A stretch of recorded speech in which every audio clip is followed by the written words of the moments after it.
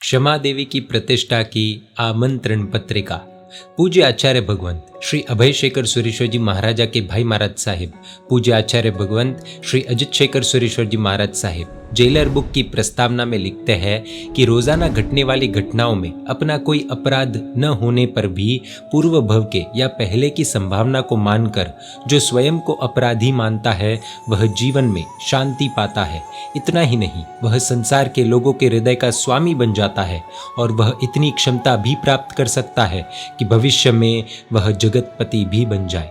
दूसरों की कुटिलता के कारण खुद को सहन करना पड़े, फिर भी दूसरों का दोष न देखकर स्वयं को अपराधी के रूप में स्वीकार करना, यह बात 3 बड़े कारणों से नहीं हो पा रही है। नंबर 1, अपने आप को छोड़कर अन्य सभी लोगों के दोष अपराध देखने की वृत्ति यानी टेंडेंसी।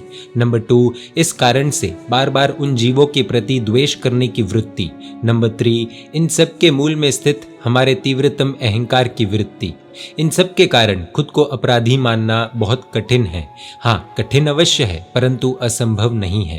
क्रोध हमारे जीवन में अनंत काल से दृढ़तापूर्वक आसन जमा कर बैठा है, परंतु वह स्वभाव नहीं, विभाव है। यानी क्रोध हमारे स्वभाव रूपी घर का सदस्य नहीं है, वह बाहरी तत्व है। हमारे मन रूपी घर में आसन जमा कर अनंत काल से बैठा है, परंतु वह इस आत्मभूमि का स्वामी नहीं है, एक घुसपैठिया है। उसे हम भगा सकते हैं, निष्कासित कर सकते हैं, उसे हम निर्मूल कर सकते हैं। चाणक्य ने नंद वंश को निर्मूल करने की जो प्रतिज्ञा की थी, उससे भी अधिक दृढ़ प्रतिज्ञा अगर हम करें तो क्या असंभव हो सकता है। क्रोध नामक एक व्यक्ति है, उसी के कारण हम क्षमा नामक दूसरे व्यक्ति से दूर हो गए हैं। क्षमा रूपी माता की गोद तो इतनी आरामदायक है, उसमें ऐसी संजीवनी है जो हमें प्रसन्नता तो प्रदान करती ही है, साथ साथ हमारी आपत्ति को संपत्ति में, कठिनाइयों को आनंदोत्सव में तथा मातम को महोत्सव में परिवर्तित कर देती है। अंतराय को अवसर बनाने की क्षमता उसमें है। अब उस क्षमा देवी के, क्षमा माता के निकट जाने के लिए हमें क्या करना चाहिए? इस प्रश्न का उत्तर है यह पुस्तक जेलर।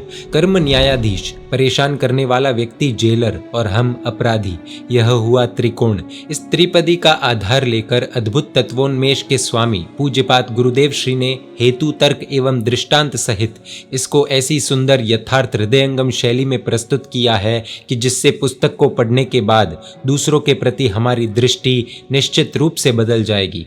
बिना अपराध सजा नहीं, बिना सुकृत पुरस्कार नहीं।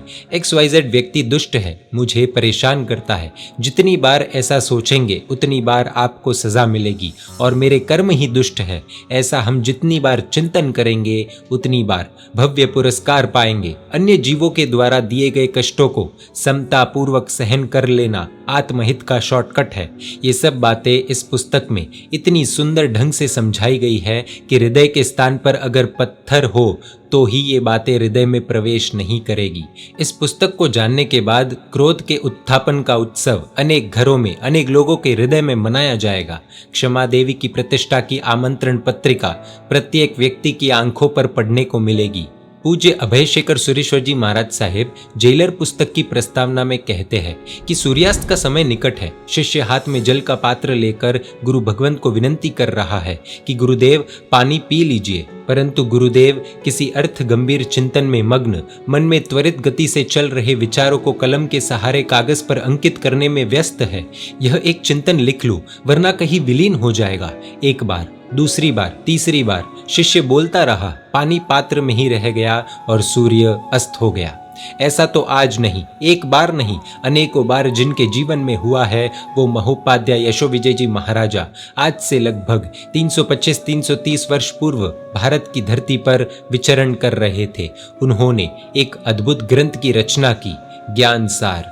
इस ग्रंथ के एक श्लोक का पूर्वार्ध है, साम्यम बिभर्ति यह कर्म विपाकम हृदि चिंतयन। अर्थात जो व्यक्ति हृदय में कर्म के विपाक का चिंतन करता है वह समता धारण करता है। आज के समय में बात बात पर लोग चिंता करते हैं, तनाव होता है। अनेक मानसिक बीमारियों का शिकार हो रहे वर्तमान युग के मनुष्यों के लिए एक सही और सटीक इलाज है कर्म के विपाक का चिंतन, यानी जैसा कर्म वैसा फल। इस बात का चिंतन सारी दुनिया में ढूंढ लेने पर भी या लाखों रुपए खर्च कर लेने के बाद भी मन की शांति या स्वस्थता का जो उपाय हाथ न आ सके वो इस चिंतन से प्राप्त हो सकता है।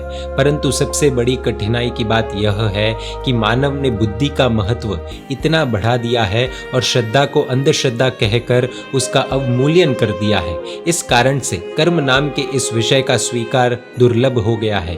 परिणाम स्वरूप एक गॉड गिफ्ट जैसे चमत्कार पूर्ण उपहार से मानव सैकड़ों योजन दूर चला गया है। लेकिन कोई बात नहीं, कंटक को दूर करने के लिए कंटक ही प्रयुक्त किया जाता है। श्रद्धा के सहारे नहीं, बुद्धि से तर्क के द्वारा अगर सिद्ध किया जाए तब तो कर्म के सिद्धांत का स्वीकार हर कोई करेगा।